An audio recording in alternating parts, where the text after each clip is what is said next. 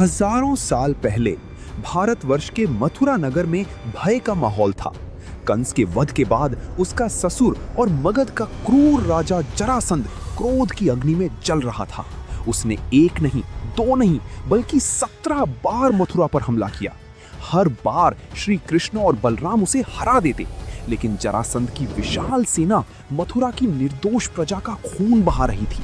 मथुरा की धरती युद्ध से थक चुकी थी। तब द्वारकाधीश ने एक ऐसा निर्णय लिया जिसने इतिहास बदल दिया। उन्होंने निर्णय लिया रण छोड़ने का, इसलिए उन्हें रणछोड़ कहा गया। लेकिन ये भागना नहीं, अपनी प्रजा को सुरक्षित करने की एक महानतम योजना थी। कृष्ण ने भारत के पश्चिमी तट पर बसे कुशास्थली को चुना, लेकिन एक पूरे राष्ट्र को बसाने के लिए जमीन कम थी। तब श्री कृष्ण ने समुद्र देव का आवाहन किया। समुद्र देव प्रकट हुए। कृष्ण ने उनसे विनती की, हे देव, मुझे मेरी प्रजा के लिए कुछ भूमि उधार चाहिए। समुद्र देव ने सम्मानपूर्वक कहा, प्रभु, मैं 12 योजन भूमि पीछे हट जाऊंगा, लेकिन क्या आप ऐसी नगरी बना पाएंगे जो समय की लहरों को झेल सके? कृष्ण ने मुस्कुराकर देवशिल्पी विश्वकर्मा जी का स्मरण किया। कृष्ण ने विश्वकर्मा जी से कहा, ऐसी नगरी बनाइए जो ना केवल सुंदर हो बल्कि अभेद्य भी हो। विश्वकर्मा जी ने कहा, प्रभु, मैं सोने की नगरी तो बना दूंगा, लेकिन उसमें योग माया का बल चाहिए होगा। फिर शुरू हुआ एक दिव्य चमत्कार।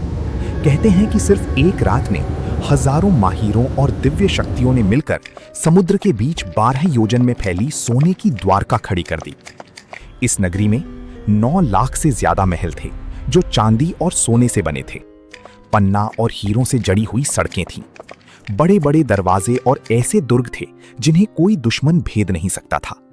ये नगरी समुद्र के बीच एक कमल के फूल जैसी दिखती थी। अब चुनौती थी सभी मथुरा वासियों को वहां पहुंचाना। कृष्ण ने अपनी योग माया शक्ति का प्रयोग किया। जब मथुरा के लोग रात को सोए तो वो मथुरा में थे, लेकिन जब सुबह उनकी आंखें खुली तो वो द्वारका के दिव्य महलों में थे। जब जरासंध ने अगले दिन मथुरा पर हमला किया तो उसे वहां कोई नहीं मिला, मथुरा खाली थी। कृष्ण ने बिना एक बूंद खून बहाए अपनी प्रजा को एक स्वर्ग जैसा जीवन दे दिया था। द्वारका सिर्फ एक शहर नहीं था, वो श्री कृष्ण के प्रेम और उनकी कुशल राजनीति का प्रतीक था। आज भी गुजरात के तट पर समुद्र के नीचे उस पुरानी द्वारका के अवशेष मिलते हैं, जो इस बात का सबूत हैं कि कभी धरती पर एक सोने की नगरी थी, जहां स्वयं भगवान राजा बनकर रहते थे।